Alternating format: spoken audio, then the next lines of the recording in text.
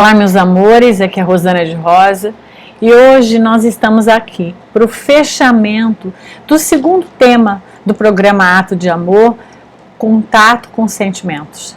Então, depois de vocês terem trabalhado durante essa semana, ouvindo o áudio, feito a meditação, entrando em contato com esse processo de validar os seus sentimentos, porque toda essa provocação feita através do exercício, de todas as colocações de troca que todo o grupo veio ajudando você a construir, foi para te trazer para esse lugar de você compreender que você pode validar aquilo que você sente. Se momentaneamente você está passando por uma tristeza, uma raiva, um vazio, uma indignação, um sem rumo, não sei bem para onde ir, que no momento você pode estar ativado em função do processo ao qual você se encontra, naturalize essas suas emoções. Permita-se sentir, valide. Apesar de parecerem erradas, elas são suas. Neste momento, a melhor forma de nós trabalharmos com a nossa tristeza, a falta de ânimo, com a nossa raiva, é a gente validar.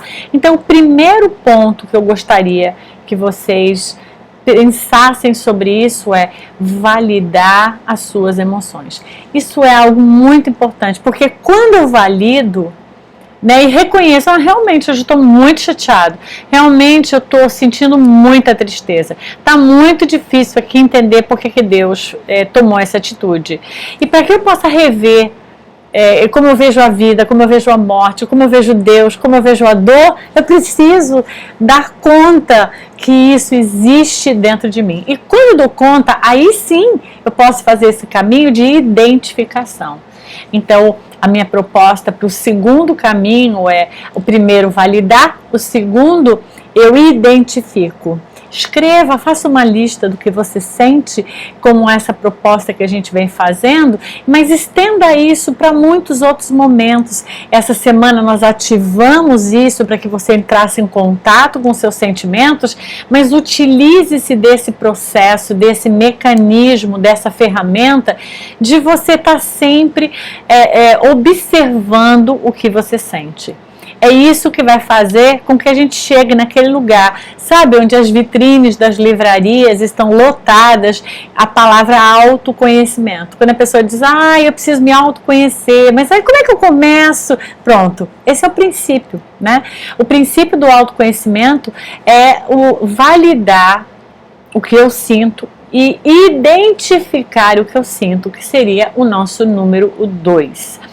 Quando eu valido e identifico o que eu sinto, eu entro num estado de uma certa aceitação de quem eu sou. Porque a gente tem muita idealização do que a gente deve ou não deve, baseado muitas vezes no outro.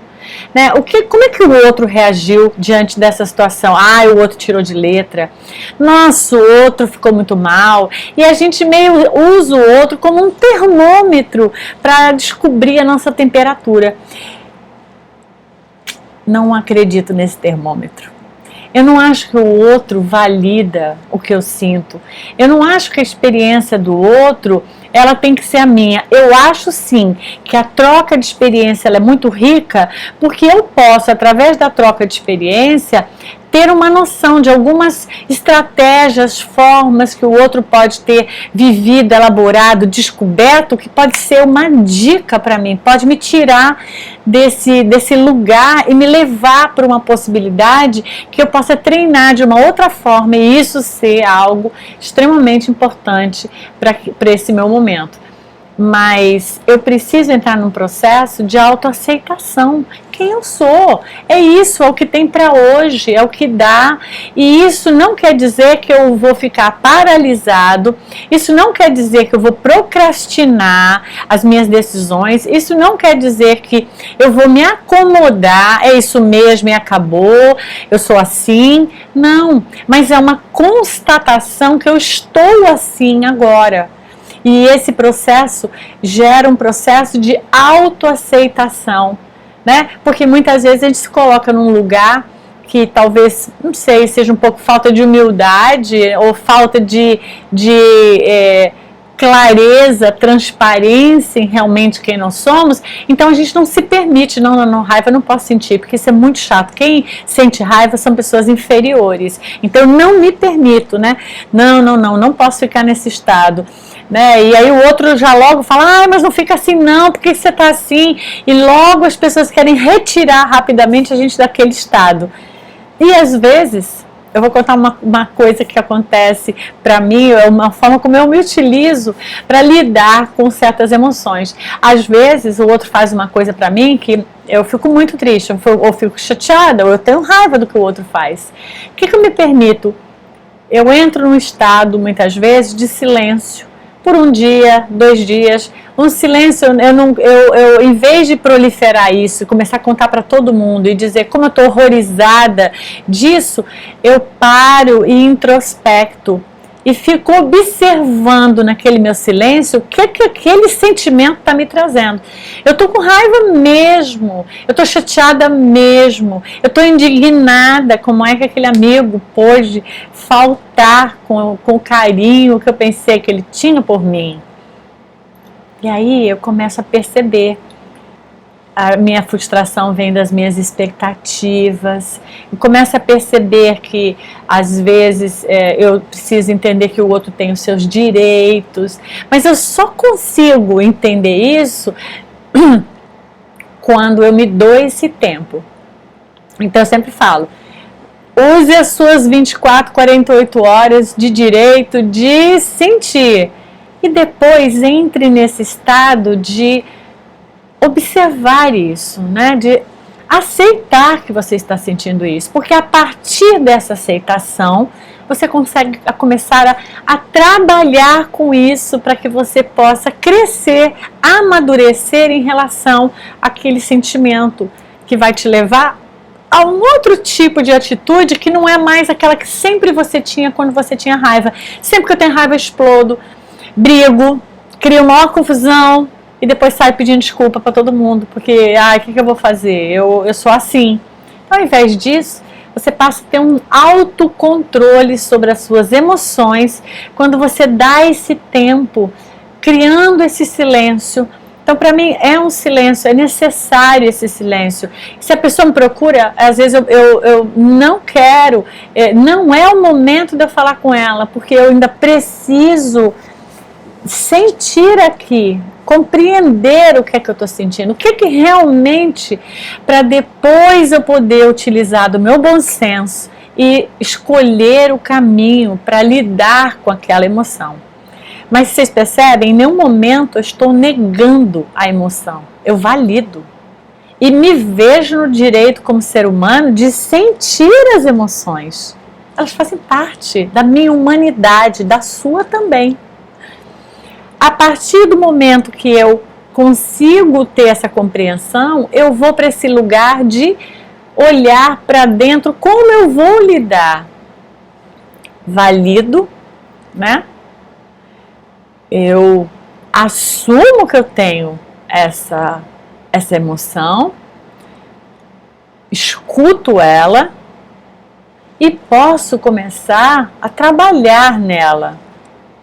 No autocontrole, a trabalhar na minha compreensão, no entendimento, né? Eu começo a elaborar como dissolver, quais exercícios eu posso fazer.